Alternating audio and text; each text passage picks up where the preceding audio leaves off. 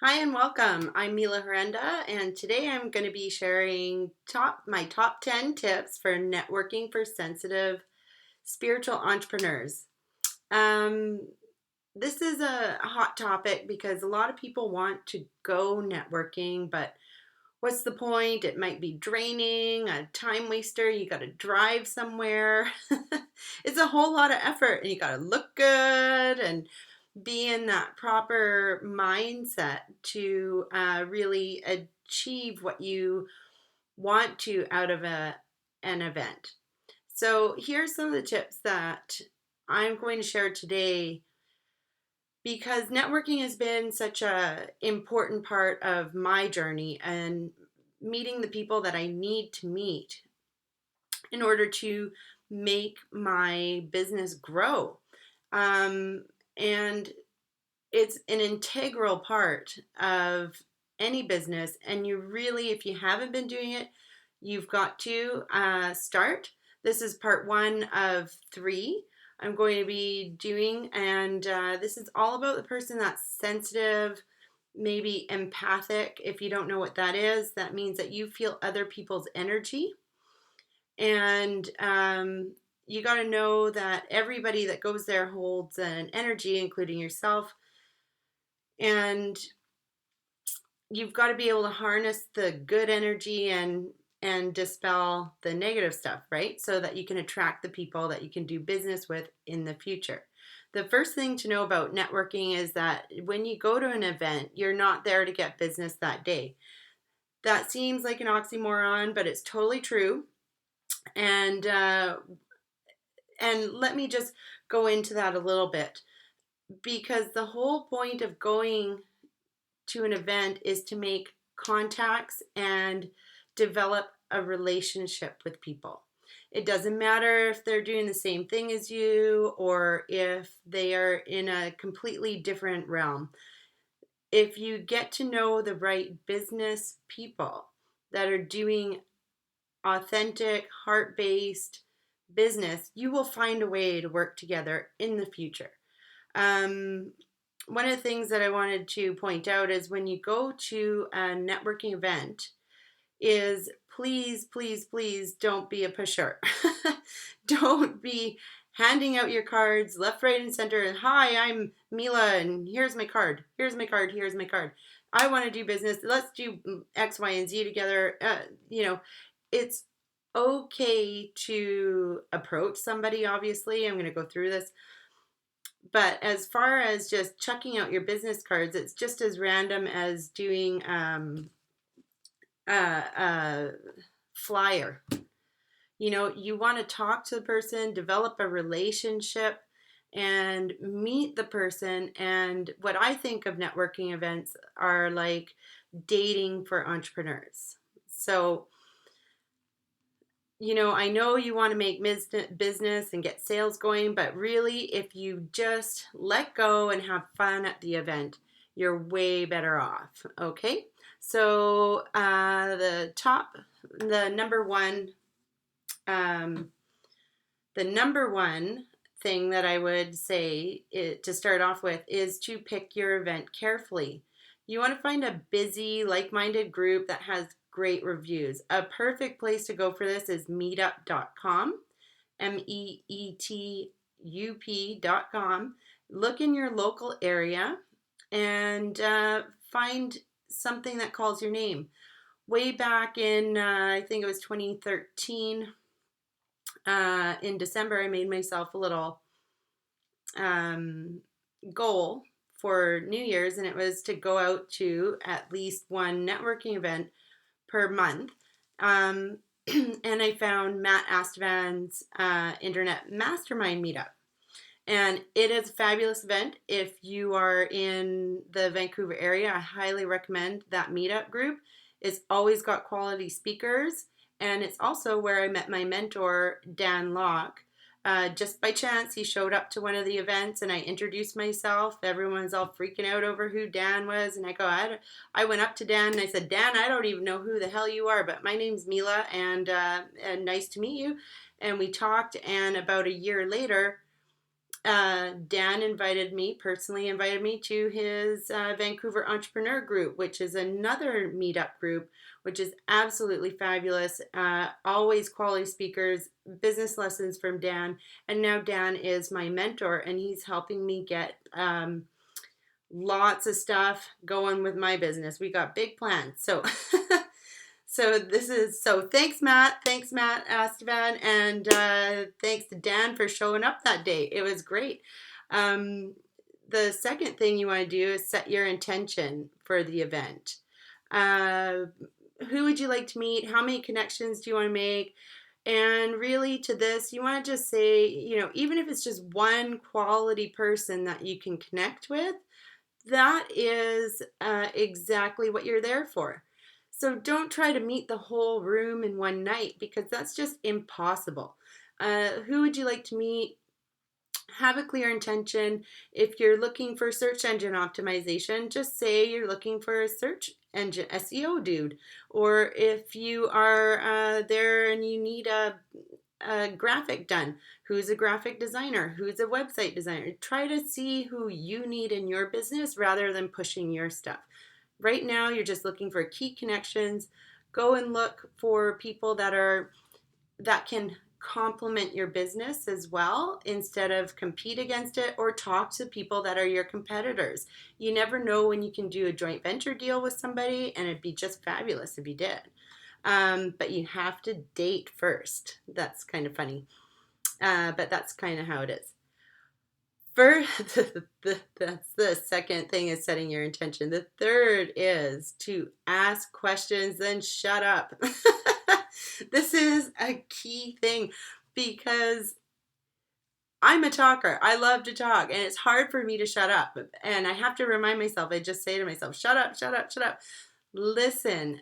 The best skill in business is listening. That's how you close deals. That's how you meet people. That's how you hear what they need. You know, so that is the key thing there. Just listen to what they need. You may really help them out by finding them who they need in their business, just because of the network of friends that you have. And then you're also promoting business within your network, and everybody's happy, and it's a win-win everywhere.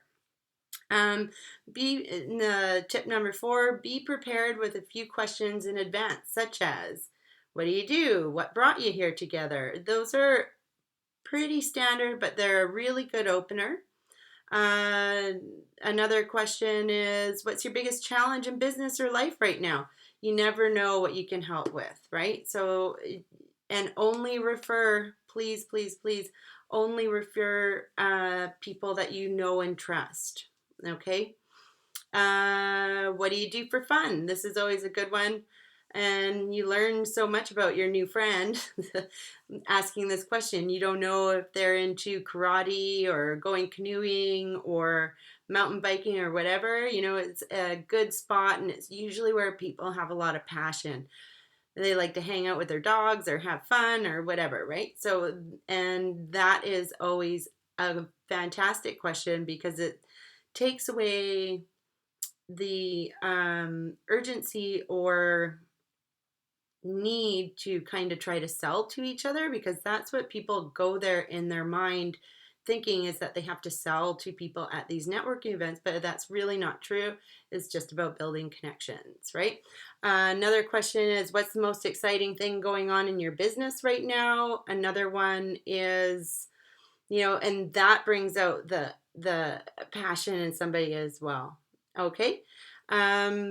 The next thing that I wanted to bring up is just to be yourself. Everyone is there to network. Pick anyone out of the crowd that you have a good vibe about and go and say hello. It's just about being friendly. They will appreciate your hello and outgoing nature. Even if you're a bit of an introvert, nobody knows. They'll think you're awesome. You're gonna rock it. And that's it. You got to just be yourself, because in the long run, people will want to do business with you because it's you, and you're really in the business of you. not whatever your business is. Your nature, your personality is the one that's going to be attracting the clients to you and attracting your business. So if you just stand up, be the person you are, people will be drawn to your personality, whatever way you are. And the people that are repelled by it, you don't need to do business with them anyway. So that's a good tip there. Okay, so now I think we're on to 5. Never, ever, under any circumstances, give your business card out before you are asked for it, unless you can add value to the person's life or you're inviting them to speak at another event. This is a big one, especially for me. I'm extremely sensitive and intuitive, and some people, I don't even want the energy of their card. And, it's good if you connect with people and you ask them for their card and exchange yours as well.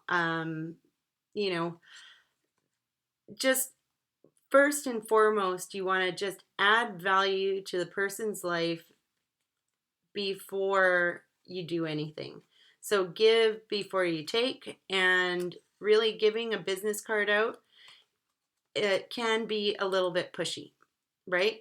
So just be aware of that. And when somebody's really interested in you, it's like when you, again, I'm going to bring it down to dating. It's just like when you're interested in somebody, they will ask you for your number, or you can ask them for yours. So, next tip is dress for success, but yet comfortable. The last thing you need to feel is uncomfortable because your pants are too tight.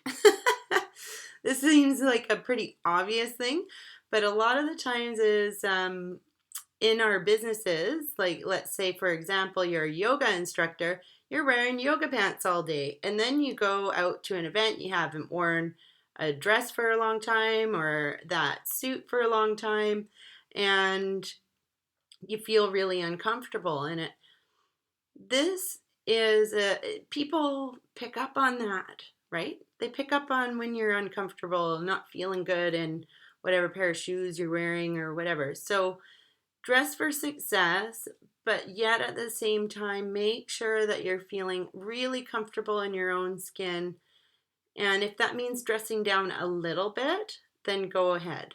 At the Vancouver Entrepreneurs Group, we do that at the Vancouver Club. It is a strict dress code there. So if you do join us there, please be aware that if you're a male, you should be wearing a suit. And if you're a female, you should be really classy and have a skirt to the knees and not too much cleavage showing. And that's that. Yeah, so be aware of that. Next tip. This is personally for me. Actually, this is something that I put up because it affects me really, really badly, is to watch the amount of perfume and cologne. Everyone wants to smell good, but there's no need to overdo it. I get highly sensitive to perfumes and colognes, and I break out in a rash and I can't breathe and my eyes turn red, and that's really embarrassing. It ruins my night. I pay to go to the event. I go and take the time to drive out there, park, pay for parking, and I am being selfish with this tip, but it's also the same for smokers, right? Smokers, make sure that you freshen your breath before you go in. At the last Vancouver Club event, I really noticed the amount of smokers, and they came in and you smell like an ashtray coming in, and it's really not attractive, and a lot of people just won't do business with you because of that. Okay, so yeah, just be really aware of your scents. All of them. Make sure you have a few Tic Tacs or whatever, a few mints. The next thing is when you go to an event, make sure you go early, so that you can find a spot easily, so that you can work the room a little bit before it starts, right? You can relax before the speaker gets started. I always used to show up like one of the first people at Matt's events. And it was really, really helpful for me because I actually got to know a few people while it was quieter. Because when you show up early, you set a relaxed tone for yourself. You're not running in late. Oh, the other thing too, this is bonus tip. Don't come in with McDonald's food and stuff like that. It's really, really it's just not good form. But go early, find a spot, chat up the person next to you, and you make some key connections right at the beginning. And then that way you don't have to stay as long maybe at the end, right? Um, Tip number 9, take notes. Bring yourself a little notepad, binder, your iPad, whatever it is, and be engaged, pay attention, ask questions, go up to the front, um, speak, let your thoughts be known in that, because if you're thinking a particular question, there's most likely one or other people in the crowd that are thinking the same thing but too afraid to say it. So just get up there, speak, be yourself, take notes, be engaged, and do ask questions. I mean, you can't go wrong, and it might bring up a very important point that everybody in the room goes, "Whoa, thanks for asking that question." So don't be afraid there. And my last tip 10, is do thank the host of the event before you go home. This is a simple little thing, but it shows gratitude, and nobody does this, or very few. Like, just very few people actually thank the host of the event, and the person that hosts the event really needs to hear it so that they keep motivated and dedicated and putting in the hard work so that they can put on a quality meeting. And it takes so much time, organization, and dedication. So show a little love to the people that are hosting the event. And you know what? These people that host the events, they know everybody that shows up there. So it's good to be a friend of theirs. Um, that about wraps it up for this video today. I'm going to be doing part 2 about how to get yourself prepared to go. And just a little hint here, it takes me about 3 days for me to prepare myself to go to one of the events, especially one of the bigger events like Matt or Dan's, because there's usually about 100 people there. So it takes a lot of energy out of me to get myself together. So I do a whole, probably at least 10 things that I do beforehand that I make sure that I have prepared and in line before I even step foot in one of these events, which makes me feel more at ease. And I can't wait to share those with you. So I'll see you in part 2 of Networking for Sensitive Peeps. And that's about it for today. If you enjoyed this video, please share it, like it, subscribe, and share the love. Okay, thanks.